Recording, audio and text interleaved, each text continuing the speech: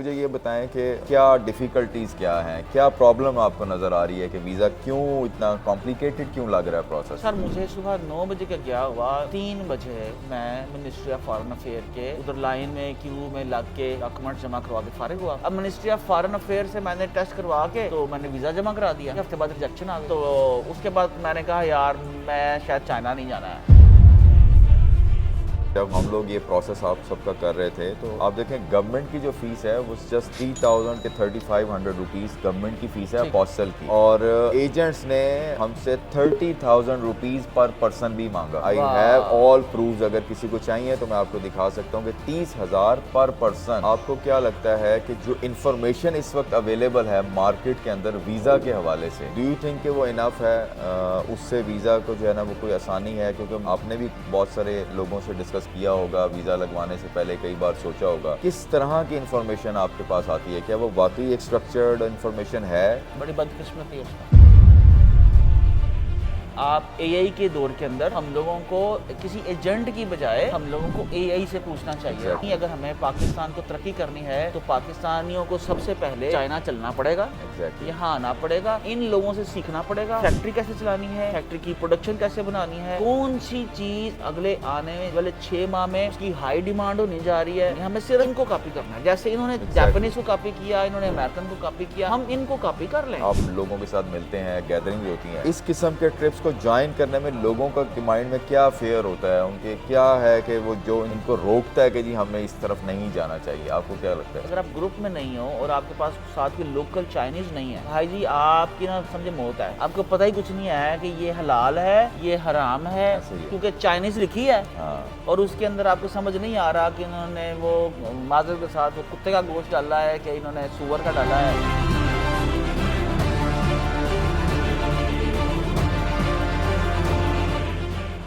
अस्सलाम वालेकुम एवरीवन, मैं हूं अरसलान चाइना वाला और आपके लिए एक सीरीज़ लेकर आया हूं, तरक्की करनी है तो। और इसमें आप मेरे साथ देख रहे हैं, आज मौजूद हैं उस्मान चुगताई, ई कॉमर्स वाला। सर अस्सलाम वालेकुम, कैसे हैं आप? खैरियत से हैं? Thank you so much. अच्छा, इनसे हम बात करेंगे चाइना के हवाले से। रिसेंटली ये चाइना आए हैं यहाँ पर, तो आज मैं सर आपसे स्पेसिफ़िकली बात करूँगा चाइना वीज़ा और चाइना एंट्री के हवाले से। सिर्फ हम इसी के ऊपर बात करेंगे। तो आपने दुनिया के मुख्तलिफ़ ममालिक में सफ़र किया है, मुख्तलिफ़ कंट्रीज़ में आप जो है वो रेगुलर ट्रैवल करते हैं।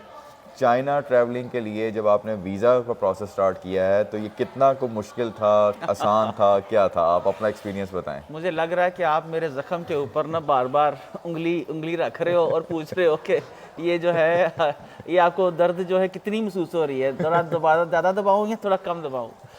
मेरे अरसलान, मैं पिछले 2004 से मैं कंटिन्यूस ट्रैवलर हूँ। मैं यूरोप घूम चुका हूँ, Malaysia, Singapore, Indonesia, America, Canada, ठीक है, यूके, 25-30 या 30 से शायद ज़्यादा ममालिक बनते होंगे। तो इस टाइम मेरे पासपोर्ट पे यूएसए का, कनाडा का और यूके का मल्टीपल एंट्री वीज़ा है, ठीक है। और लेकिन मेरा 5 दफ़ा ये चीनियों ने मेरा 5 दफ़ा वीज़ा रिजेक्ट कर दिया। और मैं इस दफ़ा भी एब्सोल्युटली नाउम्मीद था।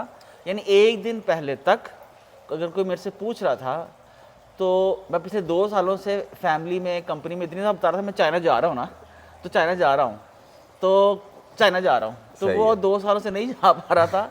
तो इस दफ़ा तो मैंने किसी को बताया ही नहीं। और आखिरी एक दिन पहले तक मैंने जब आपसे बोला, मेरे से उस्मान साहब मुझे मतलब लास्ट नाइट में ही पूछ रहे थे कि सुबह एयरपोर्ट जाना है या नहीं जाना, मुझे अभी बताओ ताकि मैं पैकिंग करूं। तो मैं ये बार बार कह रहा था कि जी आपने बिल्कुल जाना है। तो एंड टाइम तक इनको यकीन नहीं आ रहा था कि मैं चाइना जा रहा हूँ। मिस्टीरियस सा है Chinese visa, I don't know. मतलब अच्छा, इसमें मुझे ये बताएं कि क्या डिफ़िकल्टीज़ क्या हैं, क्या प्रॉब्लम आपको नज़र आ रही है कि वीज़ा क्यों इतना कॉम्प्लिकेटेड क्यों लग रहा है प्रोसेस? अच्छा अरसलान, देखिए मेरे लिए सबसे मुश्किल काम ये है कि मैं अपनी फैक्ट्रीज, अल्हम्दुलिल्लाह जो अल्लाह ने मुझे अता की है, सरवत भी दौलत भी, मैं अपनी फैक्ट्रीज एक साल नहीं जाता, ठीक है। उसके बाद जो लोग आते हैं कंपनीज़ में, उन्हें जब जाता भी उन्हें पता ही नहीं चलता कि शायद ये कौन आया, कौन है ये। फ़ोटो भी नहीं मैंने लगा रखी फैक्ट्रीज के अंदर के, पता चल जाए कि ये इसकी। सही है। तो जब उसको बंदे को कहा जाए कि यार आपने जाना है, और सबसे पहले अपना करैक्टर जो अगर कहीं ढीला नहीं है हाँ हाँ तो चेक कराएं। चाइनीज सबसे पहले पूछते हैं कि तेरा करैक्टर तो ढीला नहीं रहा, राइट। तो पुलिस सर्टिफिकेट मेरे सही लिए है। ये अजीब था। मतलब इतने मुल्कों के वीज़े अप्लाई की, किसी ने मेरा पुलिस सर्टिफिकेट नहीं मांगा कि भाई पुलिस सर्टिफिकेट दो। खैर मैंने अप्लाई कर दिया पुलिस सर्टिफिकेट, वो thanks to government of Punjab, उन्होंने ऐप बना रखी है, वहीं से अप्लाई हो गया। पहले तो मुझे किसी ने बताया ये थाने जाएंगे, दरख्वास्त करेंगे SHO को, मैंने अपने आप खुद से ही क्रिमिनल फील होना शुरू हो गया। मतलब कि करेक्टर सर्टिफिकेट लेने में ही ऐसा लगता था कि महीना निकल सर जाएगा 2 महीने हमारा। लग गए। आज से 2 साल पहले 2 महीने लग गए। बिल्कुल लगे थे, पहले याद तो है 1 मुझे। महीना मुझे पता ही नहीं चला कि पुलिस से लेना है, थाने से लेना है। तो खैर गूगल जिंदाबाद, तो वो सारी एप्लीकेशन के ऊपर इंफॉर्मेशन मौजूद थी। 3 दिनों के अंदर मुझे करेक्टर सर्टिफिकेट आ गया। अच्छा जी, करेक्टर सर्टिफिकेट आ गया तो फिर जी उसके बाद क्या करवाना है? अच्छा जी, मिनिस्ट्री ऑफ फॉरेन अफेयर कोई चीज़ है, तो ministry of foreign affairs test करवाना है। मैं मिनिस्ट्री ऑफ फॉरेन अफेयर चला गया। जब मैं उधर गया तो वहाँ पर कोई 700 बंदों की लाइन लगी थी। अच्छा। मैंने कहा यार ये क्या है भाई, 700 बंदों की लाइन। अच्छा, तो वहाँ पर वही हमारी मिनिस्ट्री ऑफ फॉरेन अफेयर का जो ऑफिस है उसके सामने वही एजेंट माफिया, डाक खाना, लंबी लाइनें। 5,000 दे दें, 10,000 दे दें, काम हो जाएगा। मुझे आदत नहीं है, मैं हद्दुल इम्कान कोशिश करता हूँ कि मैं पैसे ना दूँ। जहाँ पर कोई चॉइस ना रहे तो फिर मैं उसको सदका समझ के दे देता हूँ, अदरवाइज मैं पैसे नहीं देता। सही है। बहरहाल मैं जनाब जाके वही यूजुअल रूटीन, नहीं ये जो मेरे से आगे लाइन में लगे हैं इनका क्या कसूर है, लाइन में लग गए। सर मुझे सुबह 9 बजे का गया हुआ, 3 बजे मैं मिनिस्ट्री ऑफ फॉरेन अफेयर के उधर लाइन में क्यू में लग के डॉक्यूमेंट्स जमा करवा के फारिग हुआ। अब मिनिस्ट्री ऑफ फॉरेन अफेयर से मैंने टेस्ट करवा के तो मैंने वीज़ा जमा करा दिया। हफ्ते बाद अच्छा हाँ, जाके मैंने वीज़ा जमा करवा दिया। हफ्ते बाद रिजेक्शन आ गई। क्यों रिजेक्शन आई जी? जी आपने अपोस्टल नहीं करवाया। अभी अपोस्टल क्या बला है? तो खैर मेरा ये ख्याल है कि ये साल गुजर गया, फिर अगला साल आया, फिर जनाब मैंने फिर पुलिस सर्टिफिकेट नया लिया क्योंकि वो पुराना एक्सपायर हो चुका था। फिर मैंने उसका मूफा कराया, मूफा कराने के बाद अपोस्टल कराया, अपोस्टल करा के फिर सारे डॉक्यूमेंट्स जी, इसमें यह भी शामिल था जी आपको इनविटेशन लेटर चाहिए। तो इनविटेशन लेटर जो कंपनी भेजी आपको, हालांकि हम खुद इंपोर्ट करते हैं, वो जनाब होना चाहिए वजारत दाखिला से अप्रूव्ड चाइनीज़, वो भी मंगवाया। उसके बाद सारे डॉक्यूमेंट जमा करवाने के बाद जब क्या उसका नाम है एम्बेसी के अंदर मैंने वीज़े की दरख्वास्त की तो फिर रिजेक्शन आ गई। अब रिजेक्शन क्यों आई? कहने लगे हैं कि जो आपने पुलिस सर्टिफिकेट आपने हमें भिजवाया है, ठीक है, ये आपके लाहौर का करैक्टर का सर्टिफिकेट है, जो आपका जो पैदाइशी आपने जो आपका किरदार सियालकोट में, अगर वहाँ पर तो ढीला नहीं था। यार ये अब तो भाई हद हो गई। मैंने कहा यार इससे बड़ी बकवास नहीं हो सकती है कि अब मैं फिर वो प्रोसीजर स्टार्ट करूं कि अब सियालकोट का भी साथ लगाऊं। मैं उस टाइम तक ना मेरा 5 रिजेक्शंस आ चुकी थी और ऑब्वियसली सारे प्रोसेस के अंदर आप मुझे हेल्प करते रहे हो।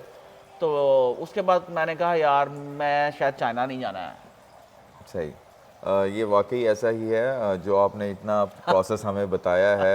ये से काफ़ी ज़्यादा पेनफुल और लंबा था करेक्टर सर्टिफिकेट के हवाले से। तो अगर हमारे इदारे चाहें तो इसको बहुत आसान कर सकते हैं। फॉर एग्जांपल एक इदारा जब आपकी लोकल गवर्नमेंट या लोकल पुलिस स्टेशन से पुलिस करेक्टर सर्टिफिकेट को निकाल रहा है तो वो खुद ही उसको अपने सिस्टम को फॉरेन ऑफिस से कनेक्ट करके वहीं पे उसको वेरीफाई करके हमें दे सकता है। वहीं से पोस्टल करवा ले यार, वहीं से अपोस्टल करवाया जा सकता है। दुनिया ऑनलाइन जा चुकी है। खैर सीएम पंजाब से दरख्वास्त की जा सकती है कि मूफा और पोस्टर करवाने के लिए ना दुनिया बहुत जलील होती है और एजेंटों की मौजें लगी पड़ी हैं। मुझे याद है कि जब हम लोग ये प्रोसेस आप सबका कर रहे थे तो आप देखें गवर्नमेंट की जो फ़ीस है वो जस्ट 3,000 के 3,500 रुपीज़ गवर्नमेंट की फ़ीस है अपोस्टल की, और एजेंट्स ने हमसे 30,000 रुपीज़ पर पर्सन भी मांगा। आई हैव ऑल प्रूफ्स, अगर किसी को चाहिए तो मैं आपको दिखा सकता हूँ कि 30,000 पर पर्सन।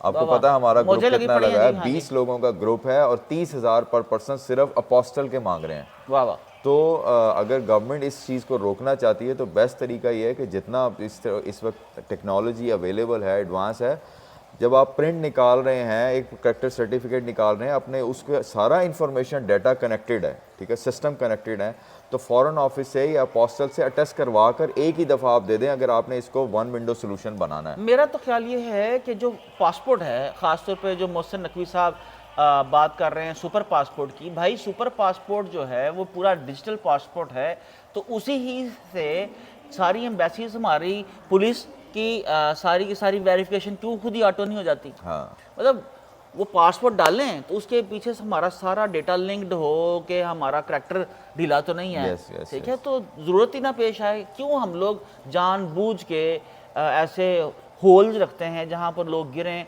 और लोग जो हैं वो ज़लालत और ख्वारी जो है वो काटें। और मेरा एक और यहाँ पर मैं समझता हूँ कि अगर हम चाहते हैं वाकई मुल्क तरक्की करे ना, तो हमें ये इस तरह की ना ब्यूरोक्रेटिकल चीज़ें ख़त्म करनी पड़ेंगी। और चाइना से भी तो आप दरख्वास्त कर सकते हो कि यार ये जो हमारे ऑर्डनरी, क्योंकि हम लोग करते हैं, ये पाबंदियाँ हमारी वजह से ही हैं, लेकिन मेरा ये ख्याल ये है कि हम चाइनीज़ गवर्नमेंट से भी दरख्वास्त कर सकते हैं कि यार ये जो हमारा सुपर पासपोर्ट है इसके ऊपर थोड़ी सी आप नरमी करें। हाँ, तो जो सिर्फ बिजनेसेस को दिया जाए, एंटरप्रेन्योर्स को दिया जाए। एग्जैक्टली। अच्छा, मुझे ये बताएं कि आपको क्या लगता है कि जो इंफॉर्मेशन इस वक्त अवेलेबल है मार्केट के अंदर वीज़ा के हवाले से, डू यू थिंक कि वो इनफ है? उससे वीज़ा को जो है ना वो कोई आसानी है? क्योंकि आपने भी बहुत सारे लोगों से डिस्कस किया होगा, वीज़ा लगवाने से पहले कई बार सोचा होगा, किस तरह की इंफॉर्मेशन आपके पास आती है? क्या वो वाकई एक स्ट्रक्चर्ड इंफॉर्मेशन है? बड़ी बदकिस्मती है इस्लाम, बड़ी बदकिस्मती है। लोग जब मैंने आज से बड़ा अर्सा पहले वो रेहान भाई ने एक मेरी वीडियो बनाई, बड़ी वायरल हुई, वो मेरा 18,000 रुपया लगा था यूएस के वीज़े के लिए। और मैं जिस भी मेरे सियालकोट के अंदर लोग ट्रैवलर्स हैं, दुनिया घूमते हैं, मैं किसी को बताता था 18,000 लगा है, तो कोई मेरी बात पे यकीन नहीं करता था।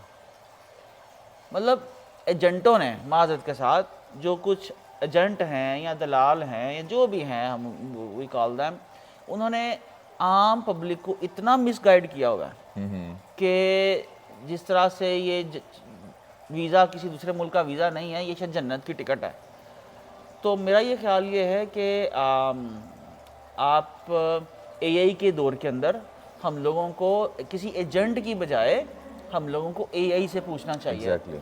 तो मेरा ख्याल ये है कि मार्केट में जो इन्फॉर्मेशन अवेलेबल है वो बिल्कुल रिलायबल नहीं है। वो जो एजेंट्स हैं जो आपको अमेरिका, कनाडा, यूरोप भेज रहे हैं, वो अल्हम्दुलिल्लाह उनके खुद के पासपोर्ट चेक कर लीजिएगा, वो खुद भी कभी नहीं गए होंगे। जो है ना वो हर्डल्स और स्ट्रगल आपने की और जो प्रॉब्लम्स फेस की, ठीक है, उसके बाद अगर हम वो सारी चीज़ों से लोगों को बचाना चाहते हैं तो एक स्ट्रक्चर्ड इन्फॉर्मेशन लोगों को कहाँ पे मिल सकती है जो ये वीडियो देख रहे हैं? देखिए अरसलान, मैं जिस तरह से आपके साथ हूँ और मैं समझता हूँ कि आपने जो काम किया, ये जो पाकिस्तान से मेरे जैसे मैं शायद उन सब में से, आप समझ लीजिए बाकी सबसे मेरे बेहतर वैल्यू में है मेरे, लेकिन जो मुझ जैसे आपने 18 बिजनेसमैन पाकिस्तान से बुलाए हैं, और वो जो 18 बिजनेसमैन यहाँ पर आए हैं और उन्होंने जो फैक्ट्री से निगोशिएशन की हैं, और सम ऑफ देम जो हैं उन्होंने फैक्ट्रीज़ को कन्विंस किया है कि वो पाकिस्तान के अंदर अगर उस बिजनेस में पोटेंशियल है तो अपनी फैक्ट्री मूव ऑन करें। Exactly. यार, that will be great contribution by you and your company. And मैं सजेस्ट करता हूँ, जिस तरह मैंने आपसे बोला कि इसको आप एक बाकायदा बिजनेस मॉडल बनाओ, और आपने वो चाइना चलो मुहिम शुरू की, तो मैं उससे फुली कन्विंस्ड हूँ कि वाकतन ही अगर हमें पाकिस्तान को तरक्की करनी है तो पाकिस्तानियों को सबसे पहले चाइना चलना पड़ेगा। Exactly. यहाँ आना पड़ेगा, इन लोगों से सीखना पड़ेगा फैक्ट्री कैसे चलानी है, फैक्ट्री की प्रोडक्शन कैसे बनानी है, कौन सी चीज़ अगले आने वाले 6 माह में उसकी हाई डिमांड होने जा रही है। हमें अपने हमें R&D नहीं करनी, हमें सिर्फ इनको कॉपी करना है। जैसे इन्होंने जापानीज़ को कॉपी किया, इन्होंने अमेरिकन को कॉपी किया, हम इनको कॉपी कर लें। और उसके लिए मैं ये समझता हूँ कि साल में 2 दफ़ा चाइना ज़रूर आए। एग्जैक्टली। अच्छा, इसमें मैं आपको एक बात यहाँ पे बताऊँ कि हमारे इस ट्रिप के अंदर तकरीबन 17 लोग आए हैं, 17 बिजनेस पर्सन आए हैं, जिन्होंने कभी 17 में से 90% ऐसे लोग हैं जिन्होंने कभी किसी कंट्री में ट्रैवल नहीं किया। ये उनका फर्स्ट एग्जिट था पाकिस्तान से, और चाइना का उनको वीज़ा मेरे ख्याल से मैं अकेला था। Yes, exactly. मतलब 1-2 लोग हैं शायद जो मतलब उम्रा करने गए हुए होंगे, अदरवाइज मेजॉरिटी लोग ऐसे हैं जो फर्स्ट टाइम पाकिस्तान के किसी And एयरपोर्ट very से established क्रॉस businessmen. होके हैं। Exactly The issue is very established businessman, लेकिन वही महदूद विजन मादत के साथ, लेकिन बस जी पाकिस्तान के अंदर जो है ना वो किसी इंपोर्टर से ले रहे हैं और वहीं पर बेच रहे हैं। कोई फैक्ट्री लगाने का विजन नहीं, कोई जॉब्स क्रिएट करने का विजन नहीं, लेकिन एक ट्रिप के अंदर मैंने ट्रांसफॉर्मेशन देखी है। एग्जैक्टली लोगों से जब मेरी बात हुई है इन लोगों से, तो मैं उनके साथ बात आपके सामने लाऊंगा भी कि मेजॉरिटी के लोगों ने यहाँ पे आकर अपने ऑर्डर्स प्लेस कर दिए हैं। हाँ। ठीक है, नए बिजनेसेस के, नई प्रोडक्ट्स दे के। देखें पाकिस्तान में जो है वो लोग जब बैठ के काम कर रहे हैं तो वो एक ट्रेडिशनल बिजनेस कर रहे हैं। ठीक है, जब यहाँ पे आए हैं तो उनके मतलब एक उनको विजन मिला है बिजनेस करने Oh, का। yes. ठीक है, तो मुझे ट्रैवलिंग बड़ी ज़रूरी है। Travelling is important, right. तो मुझे ये बताएं कि वो लोग जो अभी भी सोचते हैं कि यार ये इतनी कॉस्ट होगी, हम लोग जाएंगे ग्रुप में होंगे तो पता नहीं क्या प्रॉब्लम्स होंगी, हमें ग्रुप के साथ जाना है, ट्रैवल करना है, उठना है, उनके स्केड्यूल को फॉलो करना है। मेजॉरिटी लोग कहते हैं कि जी हमने तो खुद से ट्रैवल करना है, अपना ट्रैवल करना है। आपको क्या लगता है कितना डिफरेंस है एज एन इंडिविजुअल इस मुल्क में आना और एज ए ग्रुप इस चाइना में आना? अरसलान, बहुत इंपॉर्टेंट क्वेश्चन, बहुत ही इंपॉर्टेंट क्वेश्चन। और मैं समझता हूँ क्योंकि मैं ट्रैवलर हूँ, जो बॉन्डिंग, जो लर्निंग, जो आपको तक़वियत, मोटिवेशन आपको ग्रुप में मिलती है, आप अकेले नहीं मिल सकती। ग्रुप के अंदर आपको निकलना, सुबह 9 बजे निकलना है। somebody is rushing here, somebody is rushing there, और मुझे ये करना है, मुझे वो करना है, तो ग्रुप में आपको एक मोटिवेशन होती है। अब अगर इंडिविजुअल आते हो ना, सारा दिन बाज का आप होटल में पड़े रहते हो, कोई आपको नाक नहीं करता, चल यार उठ चलें, मुझे ये काम करना है। तो मैं समझता हूँ कि ग्रुप के अंदर प्रोडक्टिविटी, मोटिवेशन और जो एक्सपोजर है वो एटलीस्ट 3x होता है, और एटलीस्ट ज़्यादा भी हो सकता है।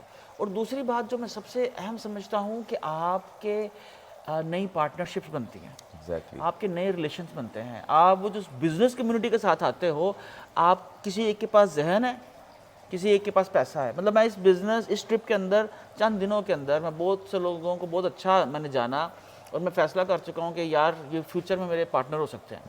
तो मेरा ये ख्याल ये है कि आपको हमेशा ग्रुप के साथ आना चाहिए।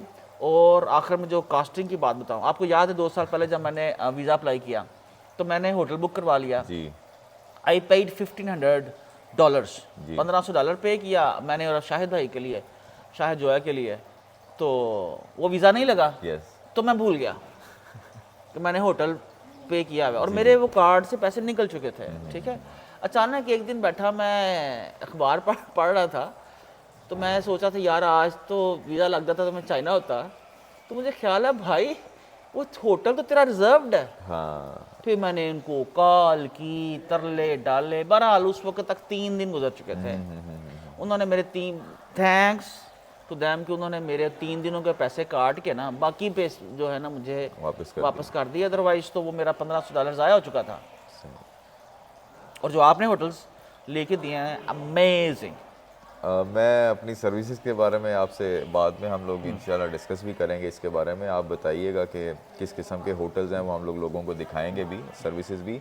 बेसिकली लोग आप अच्छा हम लोग लोगों के बारे में भी मैं आपसे जानना चाहता हूँ कि लोग जो है वो आप लोगों के साथ मिलते हैं, गैदरिंग्स होती हैं, इस किस्म के ट्रिप्स को ज्वाइन करने में लोगों का माइंड में क्या फेयर होता है, उनके क्या है कि वो जो इनको रोकता है कि जी हमें इस तरफ नहीं जाना चाहिए? आपको क्या लगता है? मैं देखें, आपको ना आपको साइकोलॉजिकली देखना है। हम पाकिस्तानियों का जो परचेज पैटर्न है वो क्या है, हम हर एक चीज़ के ऊपर ना पैसे बचाते हैं। मतलब ये शर्ट लेनी है ना, तो मैं ये शर्ट 200 रुपया कम सस्ती ले लूँगा, ठीक है, बेशक कि 6 महीने बाद फट जाए। ठीक है, अमूमी पैटर्न ये है कि सस्ती ढूंढ रहे होते हैं। मतलब सस्ती, यार मैं इस एजेंट से टिकट ले लूँगा, इस एजेंट से होटल बुक करा लूँगा, at the end of the trip मुझे लाख या 1.5 लाख रुपए बच जाएगा। भाई आपने इतनी सारी कॉस्ट कैलकुलेट ही नहीं की होती जो यहाँ पर आके आपको पड़ती है। आपको ट्रांसलेटर हायर करना है, वो कहाँ से आएगा? आपको बस सर्विसेज जो है वो एक्वायर करनी है, आपने वो कैसे लेंगे? आपने ये जो सपोज ब्रेकफास्ट है, ठीक है, ये और खाने की जो कॉस्ट है, और सबसे इम्पॉर्टेंट कॉस्ट, माय गॉड, जो पाकिस्तानी, मैं तो चाइनीज़ खाता हूँ भाई, लेकिन यार जो पाकिस्तानी खाना आपको यहाँ पर मिलता ही नहीं। और सबसे बड़ी बात यह है, अगर आप ग्रुप में नहीं हो और आपके पास साथ के लोकल चाइनीज़ नहीं है, भाई जी आपकी ना समझे मौत है। आपको पता ही कुछ नहीं है कि ये हलाल है, ये हराम है, ऐसे ही है। क्योंकि चाइनीज़ लिखी है हाँ और उसके अंदर आपको समझ नहीं आ रहा कि इन्होंने वो माजरत के साथ वो कुत्ते का गोश्त डाला है कि इन्होंने सूअर का डाला है। चाइनीज़ के नज़दीक उनका जो कॉन्सेप्ट है वो ये है कि जो मुस्लिम हैं वो सिर्फ पोर्क नहीं खाते, बाकी सब कुछ खाते हैं, ठीक है। उनके नज़दीक बाकी सब कुछ हलाल है, ठीक है। अगर आप उनसे पूछेंगे इस हलाल, वो कहेंगे हलाल है, सिर्फ ये पोर्क इसमें अगर है तो ये हराम है, ठीक है। बट ऐसा नहीं है। तो ये लोग जो है वो फिर अक्सर मैंने देखा है कि लोग यहाँ पे आके माजरत वो हराम ही वो मतलब हलाल चीज़ें नहीं खा रहे होते, लेकिन उन्हें पता भी नहीं होता, हाँ जी, हाँ। ठीक है। और दूसरी चीज़ कि अब देखें, जैसे हम आपने कॉस्ट की बात की कि जी वो 1.5 लाख रुपया तो बचा लेते हैं, वो कितना टाइम स्पेंड करते हैं, टैक्सी आ रही है, मुझे बस पे जाना है, फ़लाँ जगह कैसे जाऊंगा। ग्रुप्स में क्या होगा कि आप होटल के दरवाजे पे हैं, ऑलरेडी आपके लिए बस रेडी है। ओ यस, आप कैंटन फेयर पे गए हैं, वापस आए, आपके लिए बस रेडी है, सीधा आपको होटल रेस्टोरेंट जिधर भी जाना है स्ट्रेट अवे लेके जा रही है। आपको ये नहीं देखना कि मेरे इर्द गिर्द कोई रेस्टोरेंट है नहीं है, मैंने जाना कहाँ है, पूछना।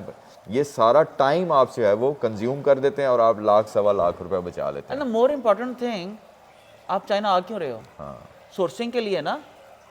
तो वो जो चाइनीज़ हैं उनसे बात किसने करनी है आपने? जब आप उर्दू में बात करते हो तो दे ट्रीट यू डिफरेंटली, लेकिन जब आपने मतलब बहुत सी जो हमारे इस दफ़ा ग्रुप में लोग आए, उन्होंने अपना वेंडर दिया, आपको ढूंढा वेंडर उन्होंने, जी। लेकिन उनके साथ नेगोशिएशन हम आपकी लोग चाइनीज़ टीम ने की। एग्जैक्टली ऐसे ही है, तो ऐसे ही वो जब चाइनीज़ टीम नेगोशिएट करती है तो उनको प्राइसेस डिफरेंट मिलती हैं। एग्जैक्टली मतलब तो हम करते हैं तो हमें डिफरेंट मिलती है। ऐसे ही है, सही। तो आखिर में कोई मैसेज देना चाहें लोगों को, जो लोग आना चाहते हैं लेकिन उन्हें शायद अभी भी प्रोसेस नहीं समझ में आ रहा, या उन्हें पता नहीं है कि यार कौन बंदा है जो वाकई हमें जो है वो ये यहाँ तक ला सकता है, इन फैक्ट्रीज़ में, इस मार्केट में एक्सेस दे सकता है, उन लोगों के लिए आप कोई मैसेज देना चाहें? मैं अरसलान, मेरे बच्चे स्कूल नहीं जाते हैं, आप सबको मालूम है, आप लोगों को मालूम है। मैं नेक्स्ट ट्रिप के ऊपर अपना बेटे या बेटी को लेके आऊँगा। क्यों? इंशाल्लाह, इंशाल्लाह। Because this is a greatest learning, greatest learning एक माँ बाप अपनी औलाद को दे सकते हैं। अपने साथ ट्रैवल करा के आप अपनी औलाद को स्कूल भेजते हो, कॉलेज भेजते हो, उसकी लाखों रुपए की फीस देते हो ना, बेकार आउटडेटेड सिलेबस पढ़ाते हो। The greatest learning is to like take your kids and travel in the world. सीधी सी बात है, दुनिया घूमो, अपने बच्चों को अपनी मौजूदगी में ग्रेटेस्ट एक्सपीरियंस दो। और मेरा ये ख्याल ये है कि ये सौदा महंगा नहीं है। अगर आपको कोई बिज़नेस की ज़रूरत नहीं है तो दुनिया घूमने के लिए, तो दुनिया ज़रूर घूमिए। और मैं ये समझता हूँ कि तरक्की करनी है ना, तो सबसे पहले चाइना चलो मैं यहाँ पे एक छोटी सी बात करूँगा और फिर हम इसको एंड करते हैं कि अभी आज ही मेरी हमारे एक ग्रुप मेंबर्स हैं, उनसे बात हो रही थी, हमारे ग्रुप के पार्ट हैं। वो कहते हैं कि यहाँ आने के बाद मैं इस बात का फ़ैसला कर चुका हूँ और मैं ये अपने बच्चों को चाइनीज़ लैंग्वेज सिखाने के लिए उनका एडमिशन करवा चुका हूँ। पाकिस्तान में उन्होंने चाइनीज़ लैंग्वेज सीखना शुरू कर दी है। कितने दिन हुए अभी आए हुए हैं? 5 दिन हुए हैं। तो इतना जो है ना डिफरेंस है यहाँ पे आकर, इनकी चीज़ों को देखकर यहाँ पे इतना वो है।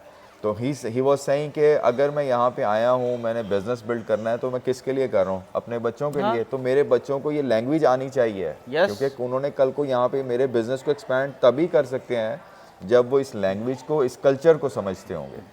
तो आप लोगों को भी जो है वो इस बारे में, अगर आपने पाकिस्तान को तरक्की देनी है, पाकिस्तान की तरक्की या पाकिस्तान को चलाने वाले कौन लोग हैं? बिजनेसमैन, ठीक है। तो उन बिजनेसमैन्स को इधर आना होगा। अब हमारे जो फॉर्मल बिजनेसेस हैं उनको अपग्रेड करना है, तो हमें वही आपकी वाली बात कि हमें कॉपी करना है। कॉपी कहाँ से करना है? बिल्कुल हमारा हमसाया कर रहा है ना। अगर ये 30-40 साल में अपने जो है वो ग्रेटेस्ट इकोनॉमी, ठीक है, उठा के कहाँ ले गए हैं, अगर आप कॉपी कर लें तो आपका क्या ख्याल है कि हम लोग 10-15 साल में कुछ इंप्रूवमेंट नहीं आएगी? यार दुनिया को हमने JF-17 क्या है वो किसके साथ मिल के बनाया ना, हम दोनों पाकिस्तान और चाइना मिल के हम दुनिया को के अंदर एक मुकाम हासिल कर सकते तो तरक्की करनी है तो फिर चाइना चाइना आपको जाना पड़ेगा, चाइना जाना होगा आपको। यहाँ पे मैं इस सीरीज़ को इख्तिताम करूँगा। आप लोगों ने तरक्की करनी है तो आपको चाइना जाना होगा। और चाइना कैसे जाना है आप लोगों ने, ChinaChalo.com पे विज़िट करें, वहाँ पे फॉर्म फिल कर दें, वहाँ पे आपको कंप्लीट इन्फॉर्मेशन मिल जाएगी। अपना ख्याल रखिएगा, आपसे अगली सीरीज़ में, अगली वीडियो में बात होगी। अस्सलाम वालेकुम। बहुत शुक्रिया Arsalan, thank you so much. Thank you so much, excellent यार।